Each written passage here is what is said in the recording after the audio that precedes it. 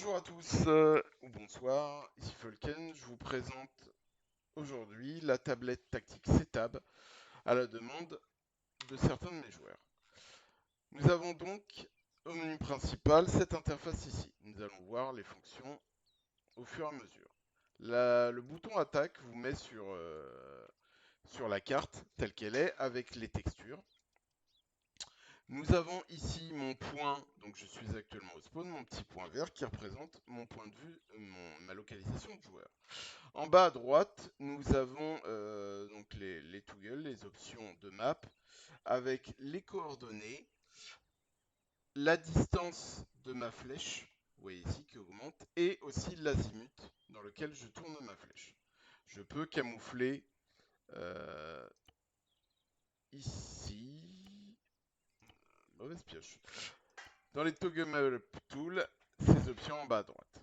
Nous avons aussi le F6 qui permet de enlever ou d'afficher les textures, ce que je préfère personnellement. Qu'est-ce que nous voyons? Nous voyons la map comme si nous étions comme si nous regardions notre map normale, bien entendu, avec tous nos points, mais avec des options supplémentaires. Ici, nous voyons les différentes unités dont le leader possède aussi une C-Tab. Alors bien sûr, ici, nous ne voyons pas qui est quoi, tout simplement pourquoi? Parce que j'ai enlevé les textes avec cette petite touche marquée FN.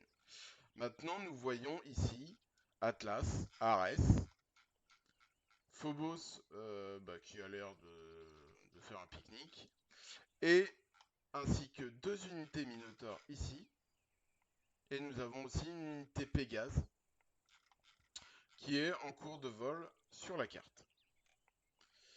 Donc nous voyons grâce à la CTAB des unités, les unités en temps réel, leur déplacement sur carte, avec chacune avec un icône qui correspond à sa classe d'unité. L'icône se met automatiquement dès qu'un membre, et surtout principalement le leader, puisque la CTAB est destinée au leader, dès que la CTAB est mise dans l'inventaire, elle détecte automatiquement le type d'unité qu'il y a. Donc vous voyez le type d'icône pour l'infanterie, toujours ce rectangle avec une croix.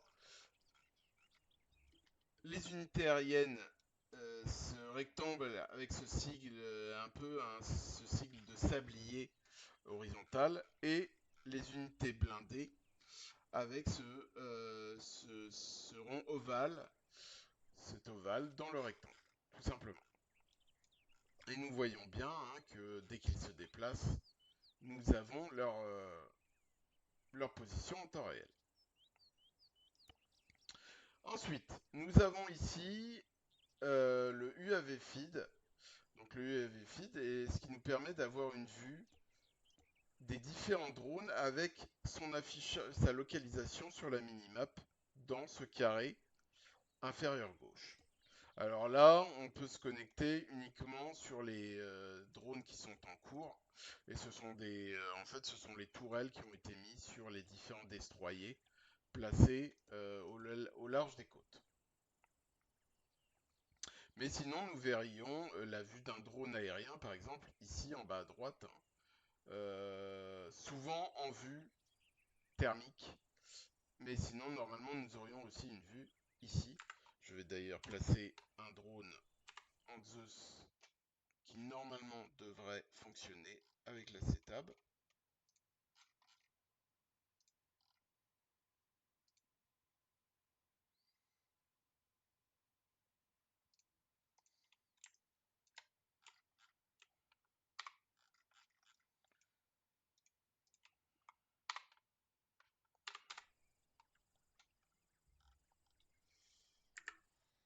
On va réactiver la CTAB pour voir. Est-ce qu'il va le détecter celui-là? Non. Apparemment, il n'est pas arrivé à se mettre à jour. Malheureusement. Ça arrive de temps en temps. Ah, ça y est. Donc nous avons sa localisation, comme je le disais, en bas à gauche sur la carte, et nous avons sa vue sa vue sans filtre NVG ou thermique, en haut à droite. Bien sûr, c'est des vues évidemment assez sommaires, hein, on ne peut pas voir précisément ce que regarderait un drone comme ça. Mais ça nous permet quand même d'avoir des localisations et le type de choses qu'il visualise. Donc pour revenir au main menu, pardon, je l'avais pas dit, c'est le bouton central là avec ce petit rond et ce point au milieu. Ensuite, nous avons le live, donc cette icône là, qui est le live helmet feed, qui nous permet de voir en fait toute personne qui dispose d'un helmet cam dans son inventaire. Nous pouvons voir ce qu'il voit. Donc là, vous voyez, nous voyons différentes unités. En bas à droite, nous avons le nom des unités auxquelles il appartient. Donc là, les trois premiers RS. Là, nous avons Atlas aussi. Et là, nous avons trois hommes de Phobos. Ça peut être très pratique pour avoir une visualisation des unités sur le terrain pour un leader, un commandement, ce qu'on appelle un chef de groupe chez nous ou un commandement 3, et bien entendu aussi pour le commandement 4. Mais tout autant pour d'autres chefs d'unité comme des chefs Minotaur ou des chefs de l'aéro, bien entendu. Et enfin, sur l'interface principale, nous avons donc le message texte. Donc malheureusement ici, je n'ai pas de collaborateur pour m'assister dans cette tâche, mais j'aurai ici une liste, à gauche de joueurs, en fait, les joueurs qui ont une setup et qui pourraient m'écrire des messages textes, ils pourraient écrire ce qu'ils voudraient, et ensuite je pourrais leur répondre de manière rapide. Ça permet quoi? Ça permet en fonction, par exemple, dans le cas de déploiement de forces spéciales qui sont souvent assez loin derrière les lignes ennemies et peut-être hors portée de radio, ça permet une communication malgré tout avec ces unités pour avoir des rapports de manière sporadique bien sûr, puisque le but n'est pas tant de passer sa vie à écrire en mission, hein, ça n'a pas grand intérêt, mais pour être prêt sur certaines phases clés et pouvoir leur donner l'ordre de l'enclencher ou éventuellement en cas d'incident majeur où ils doivent avoir une évacuation mais ils ne sont pas contactables par la radio, tout simplement. Donc nous pouvons accéder évidemment aux fonctions principales avec les boutons de raccourci en bas à gauche. Donc le Blue Force Tracker, l'UAV Feed, les Helmet Cam et le Text Message.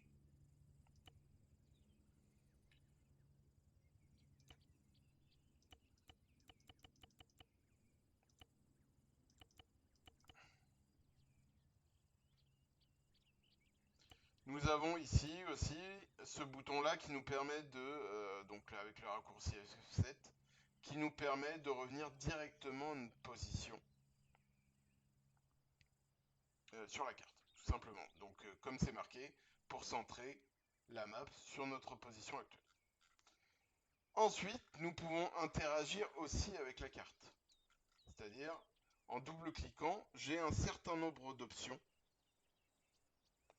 que je vais pouvoir afficher pour, pour avoir tout simplement une plus grande immersion. Quand vous quittez cela et que vous allez sur la carte, bien sûr, n'importe qui peut poser son point. Cependant, comme vous le savez pour ceux qui sont chez nous et qui regardent cette vidéo, nous ne plaçons aucun point quand nous sommes hors distance les uns des autres. À la limite, nous plaçons des points pour les hommes qui sont près de nous, euh, par, euh, par le canal, en changeant le canal, hein, en mettant notre canal groupe, etc. Mais une fois que nous sommes séparés, les escouades et les unités des unes des autres, on ne met aucun point en canal global ou camp, parce que ça n'a absolument rien de réaliste. Et c'est là que la CETAB aussi prend un intérêt, en plus des autres fonctions intéressantes que je vous ai déjà montrées. Nous avons donc en double-cliquant l'ennemi salute, ça nous permet de positionner sur la carte un certain nombre d'unités. Donc, par exemple, là, je veux signaler une infanterie motorisée. Mais qu'est-ce que c'est? Est-ce que c'est une patrouille? Est-ce que c'est une escouade entière? Une section? Ou plus? Je vais mettre une squad stationnaire, je vais la mettre qui regarde par exemple le sud-est. Et il va mettre l'icône, alors avec l'heure en fait, l'heure en jeu à laquelle ça a été signalé et la direction dans laquelle il regarde. Ce qui permet, c'est quand même assez important, ça permet de bien situer pour les autres unités, eh bien, que cette unité-là regarde dans tel sens et donc le plus, évidemment, le plus possible, d'éviter de se retrouver dans le sens de regard, d'observation de ces unités. Et nous avons comme ça tout un tas d'unités que nous pouvons placer. Là, voilà une unité Minotaur qui patrouille vers l'est, par exemple, à ce moment-là de la mission. Nous avons ici différentes options médicales. Donc, casualty, voilà, ça fait cette icône-là, par exemple. Nous pouvons aussi un point de collecte des blessés, une station médicale pour tout le bataillon, enfin pour toute la compagnie, tout l'effectif déployé, et là, par exemple, ce qui s'appelle un Mass Casualties Incident, et donc un point d'incident global, d'incident majeur, ou de grands blessés, tout simplement. Alors évidemment, ça se met en couleur verte. Bon, la couleur n'est pas extraordinaire, mais les réglages sont malheureusement ainsi. Nous avons aussi l'option générale qui permet de pointer différentes choses. En mettant votre souris dessus, vous voyez à quoi ça ressemble. Par exemple, je veux mettre un point d'assemblée, de rassemblement plutôt, excusez-moi, de rassemblement général, et ben voilà, ça va être mis ce point-là, ce petit pin là, on voit les deux lettres, donc pour assembler area, etc. Et donc nous avons différents points ici, un point de ralliement, tout simplement. Donc le même point que je le tease, mais cette fois-ci en bleu. Et nous avons ce point pour loquer la cam des UAV. Alors malheureusement, ça marche pas toujours. Et je n'ai pas eu suffisamment l'occasion de le tester pour vous assurer que cela fonctionne correctement. Mais voilà, en double-cliquant sur la map, toutes les options que vous avez.